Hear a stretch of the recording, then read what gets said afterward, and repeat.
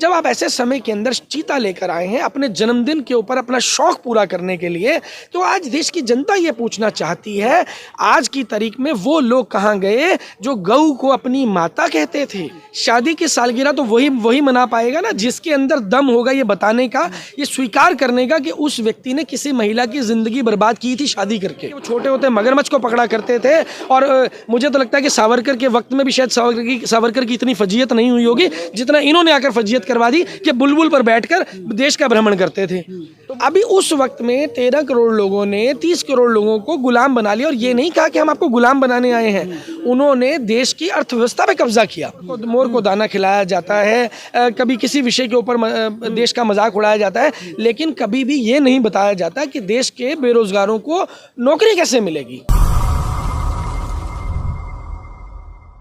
हमारे देश में एक शेर है और शेर का नाम है नरेंद्र मोदी।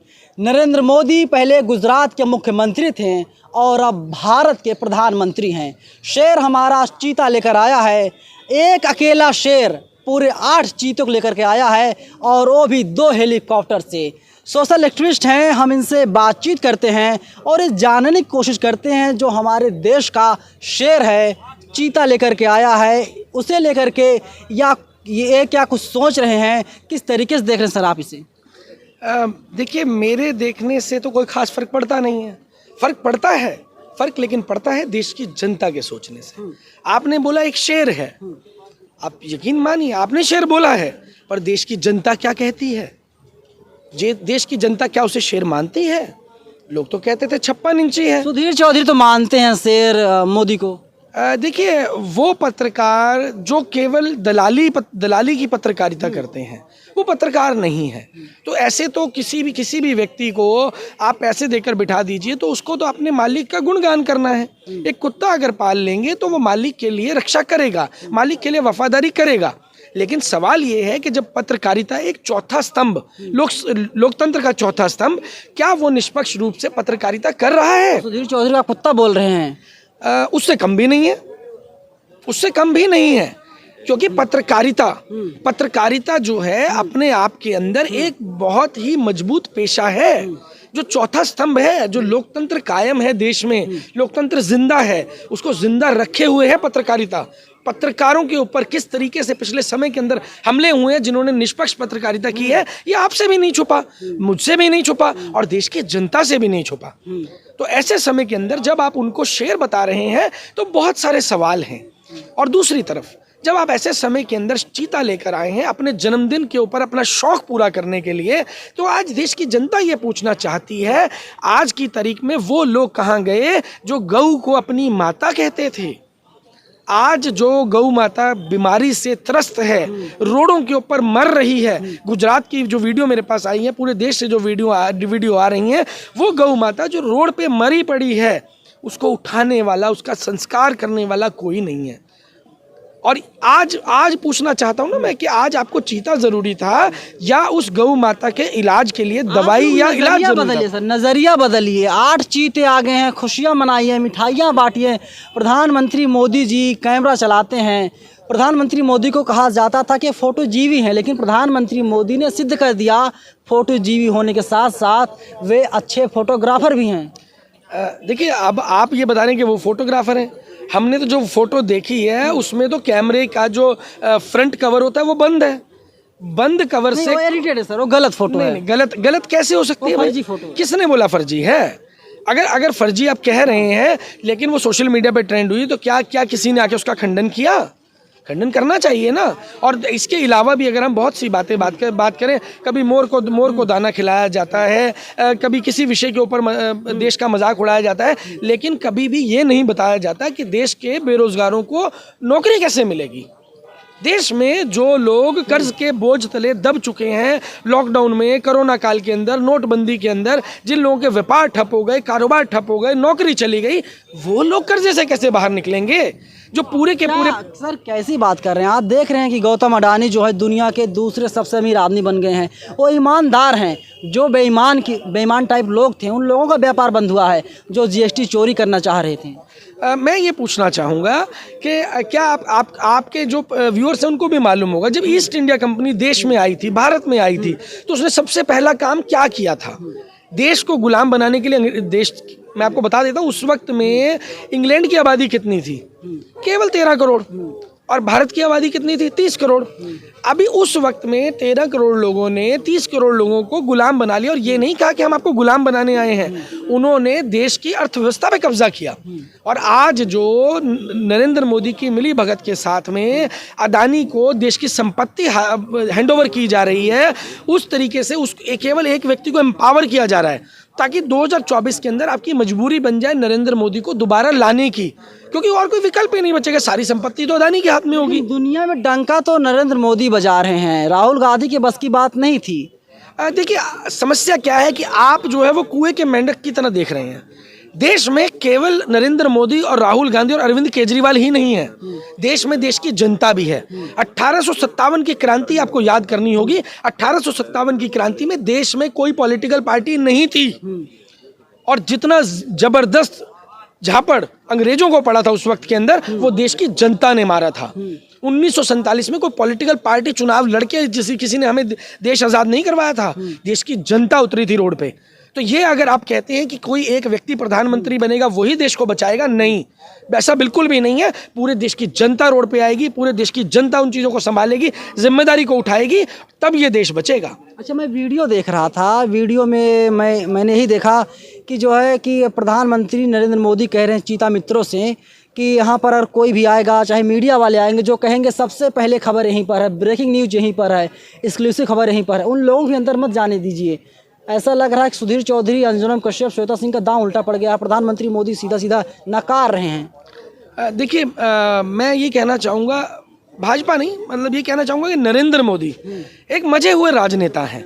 वो ये जानते हैं कि प्रचार को कैसे प्रयोग करना है। इसके लिए पॉजिटिव प्रचार भी होता है और नेगेटिव प्रचार भी होता है। और जो ये बताया जा रहा है कि मीडिया वालों को घुसने मत देना, तो ये उन लोगों के लिए भोजन है जिन्हें हम अंधभक्त कहते हैं। देखा मोदी जी ने ऐसा कर दिया, देखा नरेंद्र मोदी जी ने ऐसा कर दिया। प्रचार के माध्यम को प्रयोग करना, चाहे वो पॉजिटिव हो या नेगेटिव हो, नरेंद्र मोदी जी बहुत अच्छे से जानते हैं। लेकिन वो ये भूल जाते हैं कि देश के अंदर राजनीति के कुछ विद्यार्थी भी हैं हम जैसे, जो ये पहचान लेते हैं कि आप क्या कर रहे हैं, आपका किस ओर जो है वो आपका किस ओर आप गोली चला रहे हैं, किस ओर आप निशाना लगा रहे हैं। तो ये सारी चीज़ें जनता तक पहुंचानी ज़रूरी है, और हम आप जैसे साथियों के माध्यम से जनता तक ये चीज़ें पहुंचा रहे हैं। तो आपके राजनीति के विद्यार्थी हैं, पहचान लेते हैं, लेकिन इसके बाद 2014 में जीत गए, 2019 में जीत गए, 24 में लोकसभा का चुनाव होगा, उसमें भी कहा जा रहा है कि नरेंद्र मोदी दोबारा से वापसी कर रहे हैं। वोट कौन डालेगा? हम डालेंगे, आप डालेंगे, आम जनता डालेगी।